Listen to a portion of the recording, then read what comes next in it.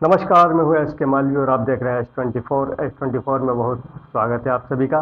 गौरव Nagar Kolar road पर मध्य प्रदेश गृह निर्माण एवं अधोसंरचना द्वारा 1200 फ्लैट बनाए गए हैं और फ्लैट बेचने से पहले कई प्रकार के प्रलोभन दिए गए हैं, जैसे बाउंड्री वॉल, 2 लिफ्ट, मगर अभी तक एक ही लिफ्ट लगाई गई है।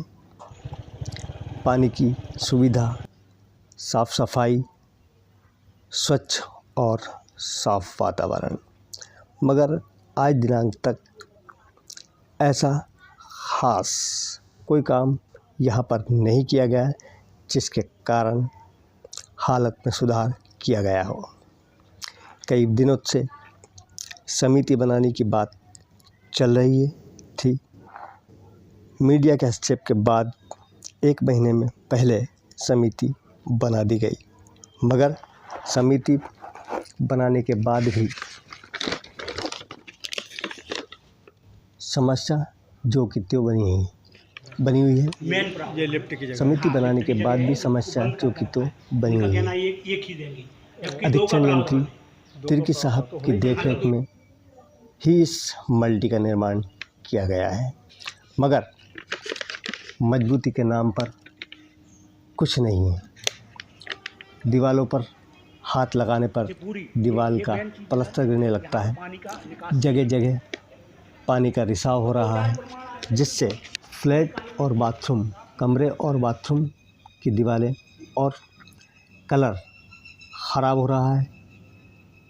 आदमी सपना देखता है उसके पास एक घर हो, वह भी अच्छा स्वच्छ वातावरण हो, मगर साफ़ सफाई हो, मगर ऐसा यहाँ कुछ भी नहीं है। आपको बता दें कि मेंटेनेंस के नाम पर यहाँ पर सरकार के द्वारा 50 से 60 लाख रुपया लिया गया। इसके बाद भी यहाँ कोई मेंटेनेंस नहीं किया जा रहा है, ना ही साफ़ सफाई की जा रही है। कई लोगों ने मकान खरीद कर किराए पर दे दिए हैं, क्योंकि यहाँ पर उनके हिसाब से वातावरण नहीं है, खाली इन्वेस्ट करके छोड़ दिया गया है। अभी तक नई समिति ने भी कोई काम नहीं किया, बस अध्यक्ष बन गए हैं, सदस्य बन गए हैं, लेकिन गंदगी बेहिसाब है। जगह जगह पाइपलाइन टूटी पड़ी है, जिस कारण पार्किंग क्षेत्र में पानी ही भरा रहता है और गंदगी भारी पड़ी रहती है। हम छत पर गए तो छत पर देखा कि टंकियां खुली पड़ी हुई है, पाइपलाइन जगह जगह से लीकेज हो रहा है, लेकिन कोई भी इस समस्या को सुनने को तैयार नहीं है। आप ये देख रहे हैं, यहाँ पर हम ये देखेंगे सीढ़ियों के पास ये है रूम, जहाँ पर ये सीलन आ रही है। मतलब लोगों ने जो रूम लिए हैं वो रूम भी बहुत क्षतिग्रस्त हो रहे हैं। रिपेयरिंग के नाम पर छोटी मोटी पुट्टी लगाकर इनको बहला हौसला दिया जाता है। आइए मिलते हैं हम यहाँ के रहवासियों से। सेफ्टी की दृष्टि से होना चाहिए। वैसे देखिए, जैसा कि गवर्नमेंट की गाइडलाइन है, सोसाइटी समिति उसी गाइडलाइन से चलेगी। उसके अलावा कुछ नियम इंटरनल ऐसे बनाए जाएंगे जिससे लोगों को फ़ायदा हो, वो दुखी ना हो। उनके सुखमय जीवन के लिए जो है इस तरह से नियम बनाए जाएंगे कि प्रॉब्लम ना हो, है ना। पानी की रोज़ समस्या रहती है, पूरी फैमिलियाँ उसी में जूझी रहती हैं। लोगों को ड्यूटी जाना है, अपना महिलाएं जो घर में है वो बेवक्त पानी आने से उनकी एक समस्या बढ़ जाती है। दर्शकों, एक और ऐसा मकान लिया गया है कि जैसे अपन ऐसे हाथ लगाते कोई कील ठोकते हैं तो इतना पूरा एरिया निकलता है। अभी भी मैंने वीडियो, अधिकारी लोग कुछ आए थे पिछले साल, तो उन्होंने बोला कि 1 महीने के अंदर होना चाहिए, हम रिपेयर करने के लिए देखने आएंगे। पर आज तक ना तो वो लोग आए हैं यहाँ पे और ना ही कुछ। एक एडम सर है, एक जैन है जो नल का कारोबार देखता है, और एक एडम है। उससे बोला तो बोलता है कि आपको 6th फ्लोर पे क्यों लिया आपने मकान, आप कहीं और ले लेते। मकान अपने 6th फ्लोर पे नहीं लेना था, आपको इतनी सारी प्रॉब्लम है तो भाई ये बात हमें लिखित में दो कि 6th फ्लोर पे मकान आप अलाउ नहीं करो, बनाया क्यों है फिर? क्योंकि दीवार हमारी पूरी चारों तरफ से रिस रही है। जो इतना बड़ा उसने गड्ढा खोद रखा है, हमने मना किया कि दीवार मत खोदो, उसने जानबूझ के खोदी और उसके आज तक कोई रिपेयर नहीं हुआ है, जिसमें कि हमारा पूरा सामान खराब हो रहा है, राशन पानी में कीड़े लगे हुए हैं, छत से पानी लीक हो रहा है, कोई भी सुविधाएं नहीं है। और ऊपर रहे तो कोई चोर, अभी पिछले महीने की बात है, 8-10 बच्चे ऊपर छत पे जाके बैठे, 10-10 12-12 साल के। जब हमने बोला कि भाई यहाँ पे ये क्यों आए हो आप लोग, तो बोले किसी बच्चे का। अगर ऐसे बच्चे आएंगे और ऊपर से किसी एक बच्चे ने नीचे धक्का दे दिया तो ये तो वारदात हो जाएगी। यहाँ की सारी समस्या ये है कि गेट फाटक जितने हैं खुले हुए हैं और बाहर से लोग आते जाते हैं, कोई पूछताछ करने वाला व्यक्ति यहाँ पे है ही नहीं। और जो गाड़ियाँ हैं कई इधर से चोरी हो चुकी हैं, मोटरसाइकिल साइकिल सारे चोरी हो चुके हैं। FIR हुई है इनकी? FIR भी करा चुके हैं, पर इसका कोई मसला हल नहीं हुआ। ठीक। और यहाँ पे लोग क्या है कि दारू भी कोई पी आते हैं और दारू पीना भी उतना अलाउ नहीं है।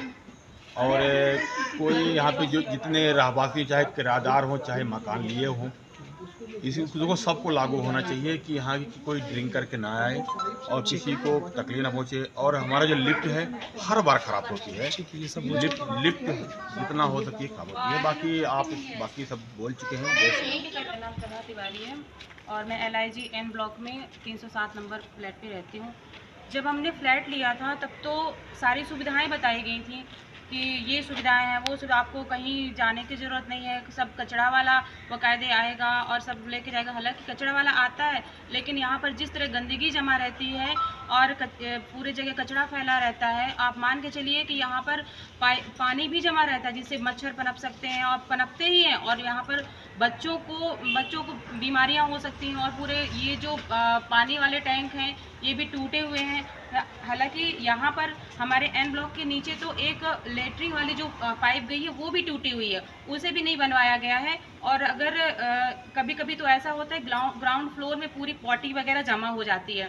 तो यही हम चाह रहे हैं कि जो लगभग कितना समय हुआ है आपको यहाँ रहते हुए? कब आपने यहाँ पे पोजीशन लिया था और कितना समय हुआ यहाँ रहते हुए? लगभग हमें 2.5 साल हो रहा है रहते हुए और हमने पोजीशन लिया था वही 2.5 साल हो रहा है। मतलब क्या क्या दावे किए थे और क्या क्या सुविधाएं देने की बात कही थी हाउसिंग बोर्ड के द्वारा? जब हमने फ्लैट लिया था तो उन्होंने यही बोला था कि यहाँ पर कोई भी असुविधा आपको नहीं होगी, सब सुविधाएं मिलेंगी, पानी से लेकर के कचरे से लेकर के कोई भी ऐसी असुविधा नहीं है। लेकिन यहाँ पर तो पहले तो 2 टाइम पानी आता था, लेकिन अब कुछ दिनों से तो एक ही टाइम पानी कर दिया गया। पानी की तो इतनी किल्लत मची हुई है कि वो हम लोग रह रहे हैं तो हम लोग झेल रहे हैं। मतलब सुबह को पानी एक बार आता है और शाम को पानी नहीं खोलते, उसमें भी टंकियाँ कभी कभी नहीं भी भर पाती हैं, तो नेक्स्ट डे मॉर्निंग में पानी बिल्कुल भी नहीं रहता है। और भी कुछ लोगों से सीधी चर्चा। कवर्ड कैंपस नहीं है। अब जैसे कि कचरे वाले साफ भी कर रहे हैं तो ये रोज़ गाय भैंस पूरे गंदगी मचा के जाते हैं यहाँ से वहाँ तक। तो यहाँ कवर्ड कैंपस होना चाहिए, गार्ड फैसिलिटी होनी चाहिए। और जैसा कि इन्होंने बताया कि पानी पहले बोला था जब हम लोगों को दिया गया था पोजीशन कि पानी दोनों टाइम आएगा, लेकिन पानी एक ही टाइम है। अब 500 लीटर की टंकी है और अगर आपकी फैमिली है, मेंबर ज़्यादा हैं, तो वो कैसे? और अगर 5th फ्लोर 6th फ्लोर तक ये बनाया गया है अगर, तो कोई भी नीचे से ऊपर तक पानी कैसे लेके जाएगा? तो पानी कैसे, मतलब हम लोग इतने लोगों के साथ हम लोग नहीं पूरा पाएंगे पानी। आपका नाम बताइए। मेरा नाम अंजलि शर्मा है, मैं N ब्लॉक में रहती हूँ। मुझे करीब 2.5 साल होने वाले यहाँ रहते हुए। जब हमने फ्लैट लिया था तब तो इन्होंने बहुत बड़ी बड़ी बातें की थी कि आपको किसी चीज़ को फेस करने की ज़रूरत नहीं पड़ेगी, आप जो बोलोगे तुरंत आपको उस चीज़ को हम फैसिलिटी करेंगे। आए दिन यहाँ पे नल ख़राब हो जाते हैं, पानी की दिक्कत है, लिफ्ट ख़राब हो जाती है। कितनी बार मैं छोटे बच्चों के साथ उस लिफ्ट में फंस चुकी हूँ। तो यहाँ रहना बहुत ज़्यादा मुश्किल हो चुका है। गंदगी भी आए दिन फैलती रहती है। और यहाँ पे सबसे बड़ी समस्या है कि यहाँ पे आप पहले सोसाइटी बनाइए, कवर्ड कैंपस बनाइए और उसके बाद गार्ड की व्यवस्था करिए। जो सपोर्ट रहेगा हम लोग उस चीज़ में आगे बढ़ेंगे। परिचय? जी, मैं संजय श्रीवास्तव P ब्लॉक में रहता हूँ। पिछले 4 साल से यहाँ गौरव नगर में निवास कर रहा हूँ। हाउसिंग बोर्ड अभी यहाँ पे मेंटेनेंस के नाम पे कुछ वसूल कर रहा है क्या?